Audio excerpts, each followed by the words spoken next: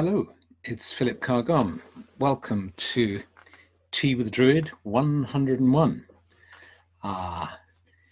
So here we are, coming towards the end of November. It's getting cold. For some reason, the description that I type into Chrome for the last few weeks has been in reverse, as if I'm typing in a mirror. It's a strange feeling. Somebody told me there was a key thing that I could do to reverse it, but I tried, but it didn't help. So if there are any internet geeks out there who can tell me how to stop the text, which I think is going backwards, do let me know. Hi, Brian, Kit, Jesse, Tim, Terry, Heather, loads, everybody's piling in. Lovely to see you. Julia, Andre, Babette, hello. Good evening, everybody. Lovely to see you.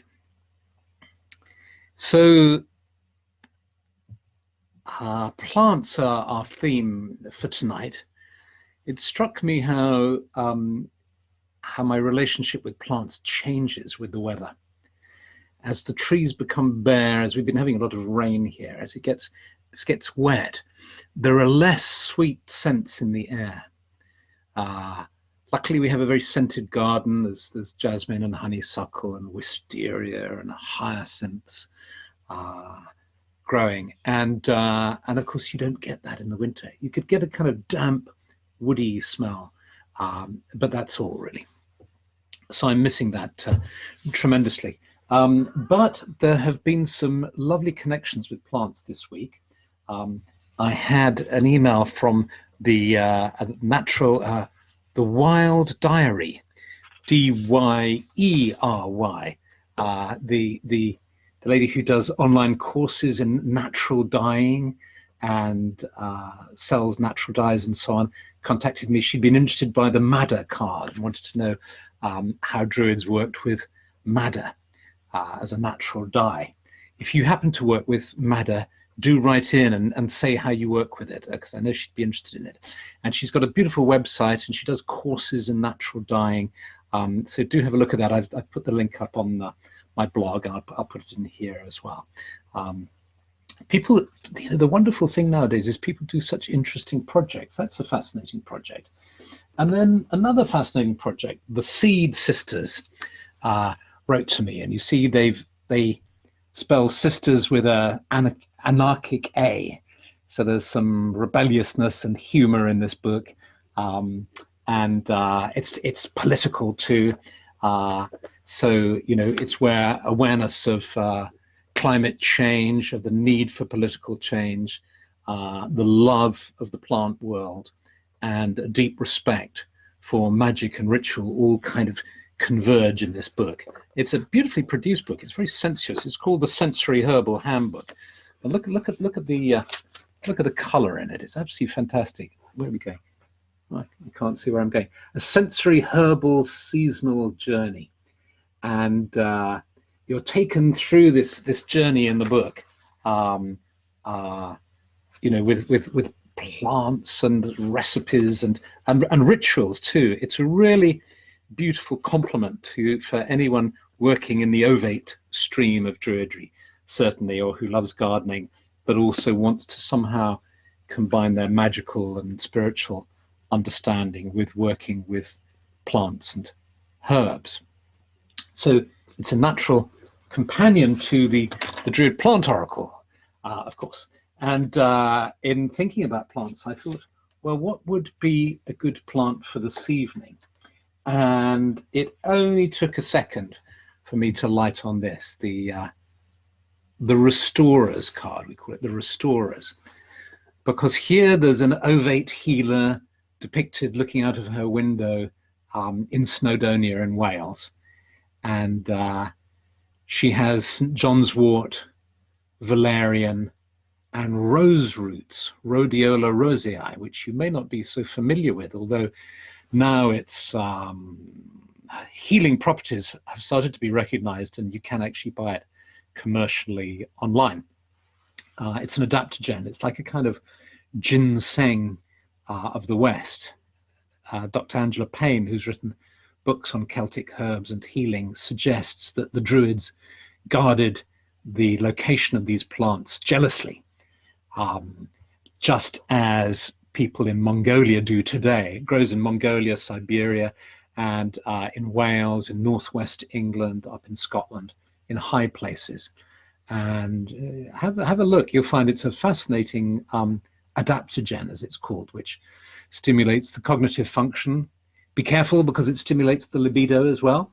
And it's the reason we've included it with these other two herbs is these are all plants that work on the mind-body connection.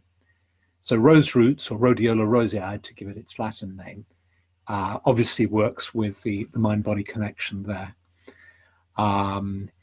Valerian was known as all heal, and is used now, particularly in France and Germany, where they're really good on what's called phytotherapy, P-H-Y-T-O therapy, working with plants. German pharmaceutical companies have really worked with this, and they're very well prescribed by doctors in France and Germany, valerian for reducing anxiety, for helping one to sleep, and a whole bunch of other healing functions too. And then probably the most well-known herb of all, St. John's wort, which has been known to help with depression. And again, in France and Germany particularly, it's strongly prescribed by doctors. You need to be careful with all these plants, of course. You need to check, ideally with a medical herbalist, to make sure that they suit you, because St. John's wort, for instance, doesn't suit some people. But generally, this idea of combining plants which work on the mind-body connection with a magical approach, and for me as well, what I think is important is a psychological approach, because it's very easy to have a magical approach and to go off on one, as they say, to go into woo-woo, into la-la land. But there is a way in which a grounded, scientific even, understanding of psychology and neuroscience can marry beautifully with a spiritual understanding and a magical understanding to produce real positive change for people. And so that's the card that came to me today. And the meaning that we give to this card in the Druid Animal Oracle is retreats. So if you pick this, imagine you were working with your animal oracle and you pick this, one of the meanings could be, think if you need a retreat. Now, the thing about when somebody says that, you think, oh yeah, so I've got to go to some yoga center in the mountains and spend loads of money and take time. I haven't got the time, I haven't got the money, maybe you haven't even got the energy, But I think it's really good to think in these terms. It's good to have long retreats. Maybe at very special times in your life, to have a retreat of a year. That's, after all, sometimes what a sabbatical is. At the end of the ovate grade, for instance, we recommend students take a retreat to look back on this great journey they've undertaken through the bardic and ovate grades, to recharge and review and really rethink things. So that idea of a long retreat is fantastic. And maybe that's just going to happen once in your life, or, a couple of times and so on.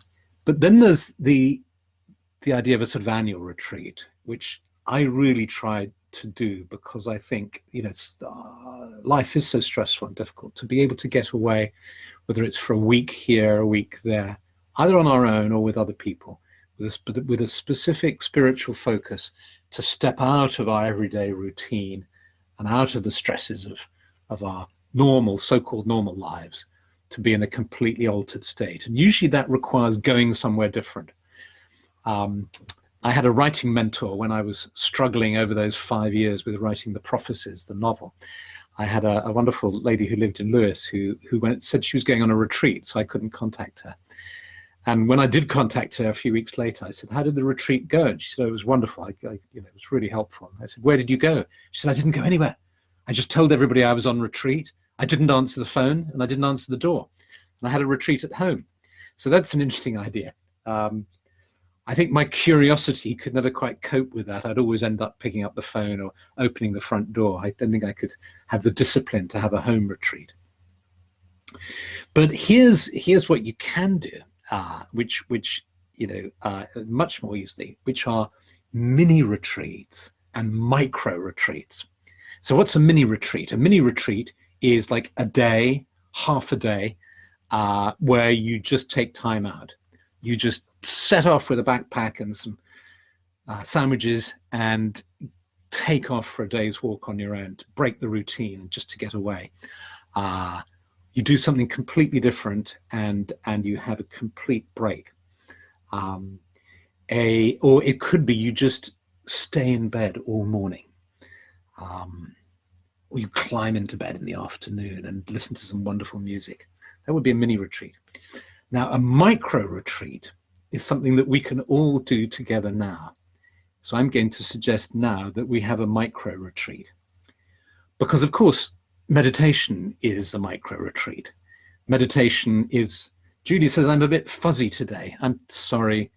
Endless hassle with the Wi-Fi. Hopefully it'll improve. I'm sorry about that. It's nothing I've drunk, I can assure you.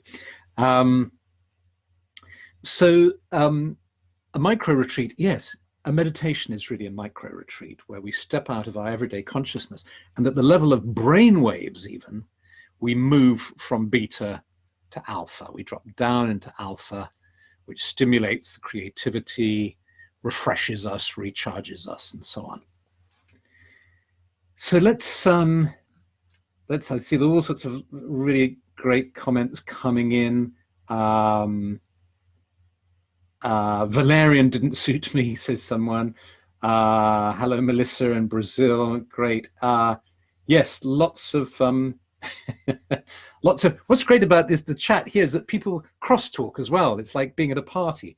So there's Peter chatting to somebody else across as well. That's great. So Kika Krisova says, I could certainly use this retreat now. Okay, so let's go on our retreat now. Here's how we do it.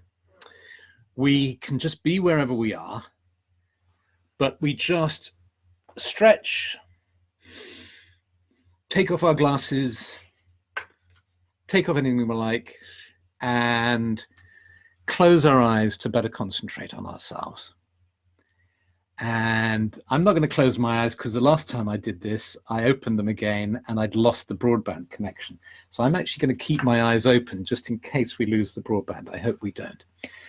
But you might find it helpful to close your eyes and become aware of your present circumstances, looking at a computer screen, sitting there in your house or whatever you're doing.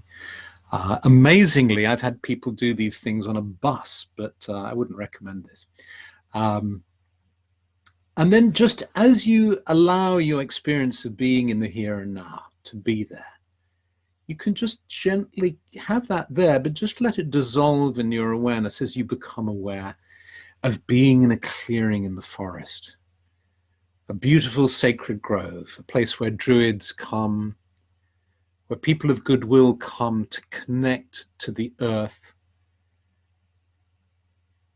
to really let go and to retreat from the humdrum, busy world, to find peace and solace in this place of beauty. And so you become aware of the earth beneath your feet.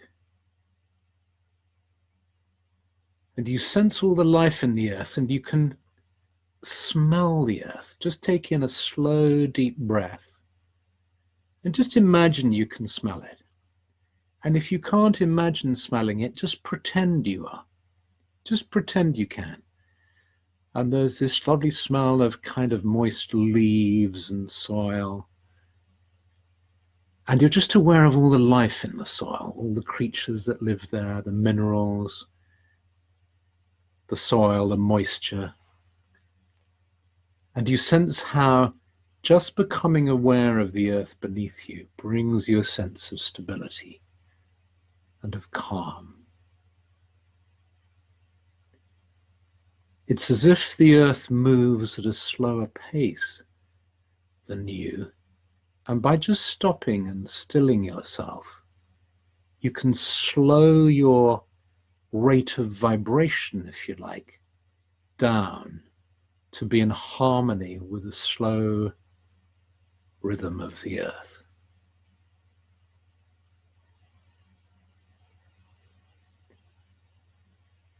And then you become aware of how the trees are deeply rooted in the earth.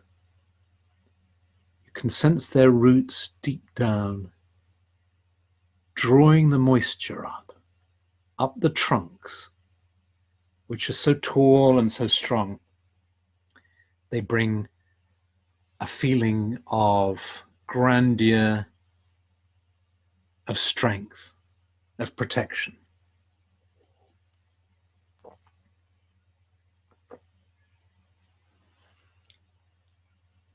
And you sense the leaves, and it's autumn, so some of the leaves are just drifting down to the earth.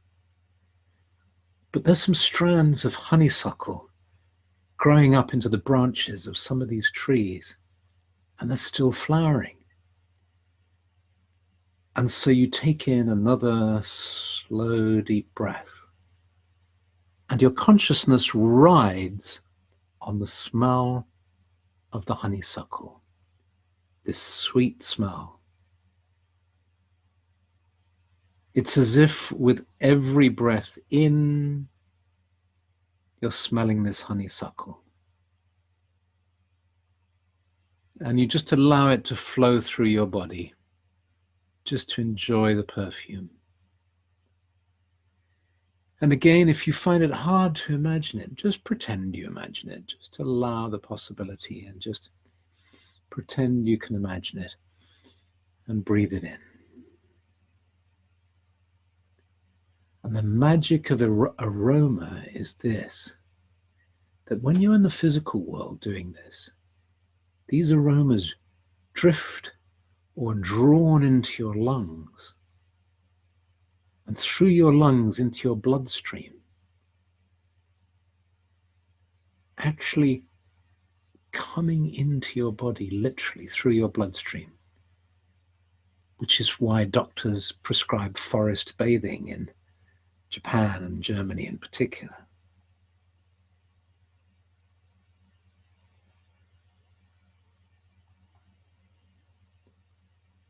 And now, if you like, you can let go of being conscious of the perfume and you can just be conscious of the breath.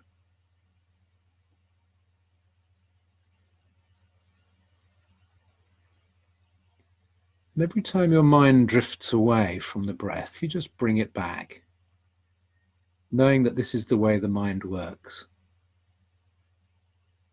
And that every time you bring it back, it's an achievement, it's success, it's what meditation is. It's just bringing yourself back again and again to that focus, just focusing on the breath.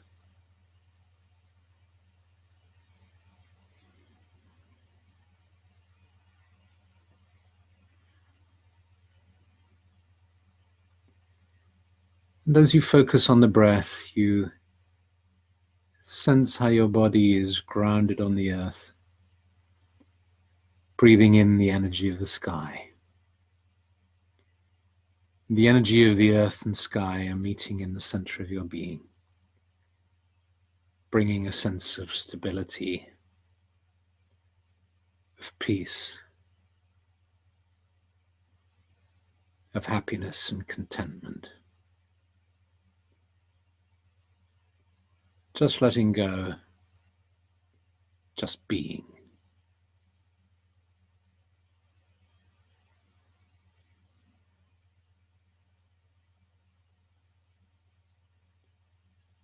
And whenever you get a worrisome thought, or if your mind ever gets distracted or tells yourself you need to be concerned about something, just imagine a pending tray, a little tray to one side, and you can come back to that. You don't have to ignore it. You can say to that thought or distraction, I'll come back to you in a minute. Just for the moment, I'm concentrating on being. All the things that I have to do, all the things I have to concern myself about, I can come back to. But just for these few precious moments, I'll just put them to one side. And then you come back to the smell of honeysuckle.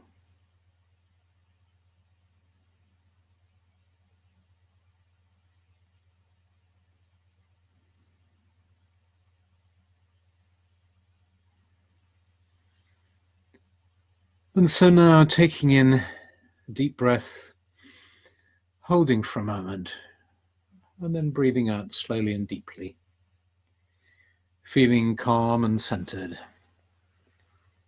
You gradually allow your awareness of the sacred grove to begin to fade, retaining any positive feelings you've gained in the meditation, retaining any sense too of connection that you might have had with others in the sacred grove, this sense of community all around the world. Just gradually becoming more and more aware of being seated in front of your screen, here and now. And when you feel ready, quietly stretch your fingers and toes and open your eyes.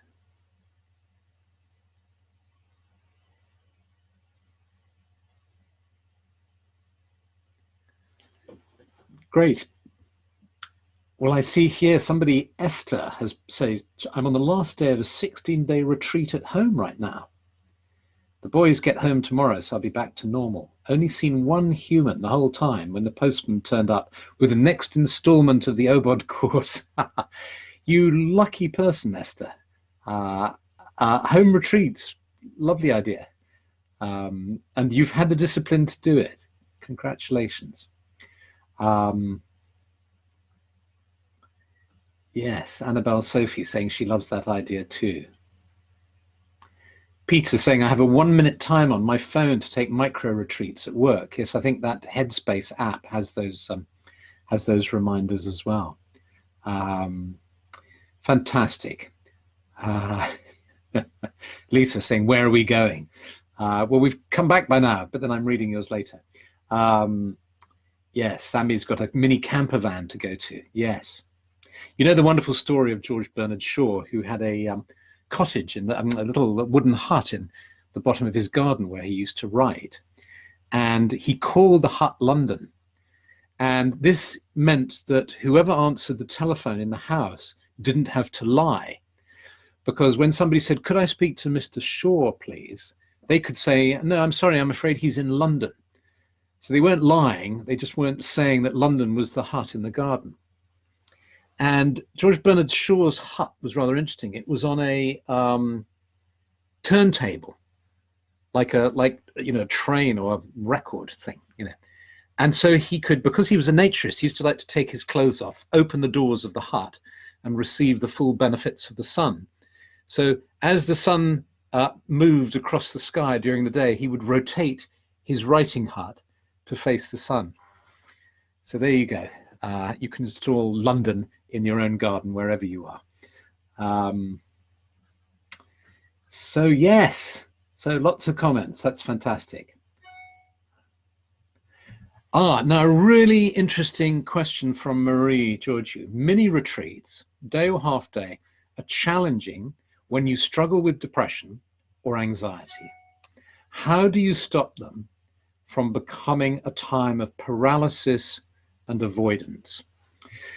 Now that's a really good question. And of course, psychological issues like depression or anxiety, it's absolutely impossible to give advice in this way, on the internet to hundreds of people for just a few minutes, because each of us are precious souls in this world with our very unique stories and needs. So you really need to see somebody and talk with somebody for help if you find it really problematic. However, one can make general suggestions with these sorts of issues. It's rather like, I talked about St. John's wort. It's the same thing with physical medicines, and herbs as well. Many people find St. John's wort helpful for depression, but some people actually find it makes them more depressed. So you have to be careful. So again, someone with anxiety or depression might find a retreat of any kind makes them more conscious of their symptoms and therefore seems to make them worse.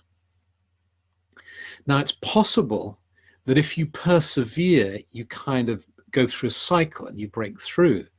So in other words, you know, this concept of what you resist persists can be coming into play. So it's often the fear of fear that is the most crippling. The fear of going into a depressive cycle, the fear of becoming extremely anxious, that is crippling. And that if one can somehow simply accept one's feelings, one can free oneself of that. And of course, only you can really know that. But if you give so it's possible that and this is where a mini retreat or a micro retreat can help. So for instance, in that meditation, if you found it helpful, if you found that even if you happened to be in an anxious state or a depressed state, you found those few minutes of meditation actually calmed you and helped you relax, then that suggests that you could try and extend a period and have, you know, an hour's, tell yourself you're going to give yourself an hour's retreat and that you're going to allow yourself to feel whatever you feel and just accept it. Where you just crawl into bed, go under the duvet and just allow your feelings. And it's possible that you'll come through and somehow allowing them and experiencing them isn't as bad as the fear of what might happen if you did. I hope that makes sense. And again, please be attentive to your own needs because that may not be appropriate for you.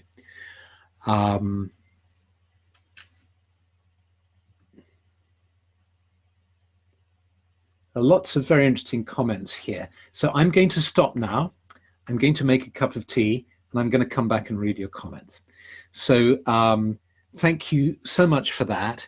And if you have experienced anxiety or depression and have some interesting thoughts to share for Marie around whether you found retreats helpful or particular strategies you've used, whether micro retreats, mini retreats or actual longer retreats have been helpful or counterproductive, do share your thoughts. I'm sure Marie would find it very helpful and other people would too.